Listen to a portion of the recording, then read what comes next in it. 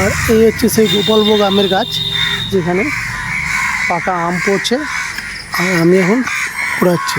এটা এখনও বেরোচ্ছে বা ন্যাঠা যেটাকে বলে, আমটা কিন্তু ফেটে হয়ে গেল একদম গাছ পাক্কা।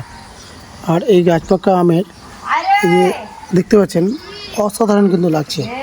এটার যে টেস্ট, এই টেস্ট কিন্তু ভোলার মতো না। সকাল সকাল আমাদের এই গ্রাম বাংলার একটা গোপালভোগ আম বলে, এই গাছটার আম পেকে গেছে বা ম্যাচিওর হয়ে গেছে, তাই অনেকেই আমাদের বলে যে আম লেগে গেছে।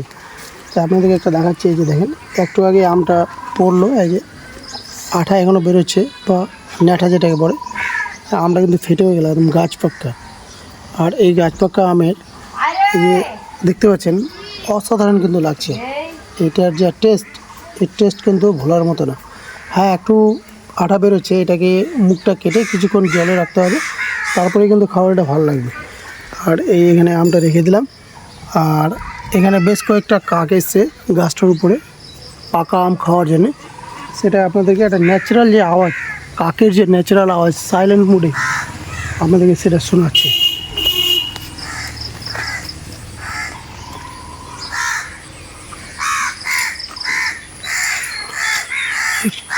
এই কদম গাছে কিছুটি কাক আছে, এরা কদম খাচ্ছে, কদম ফল খাচ্ছে।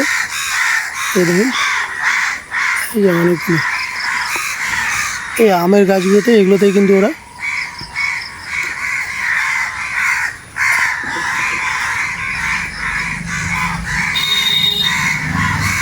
আর এই হচ্ছে সেই গোপালভোগ আমের গাছ, যেখানে পাকা আম পড়ছে আর আমি এখন কুড়াচ্ছি।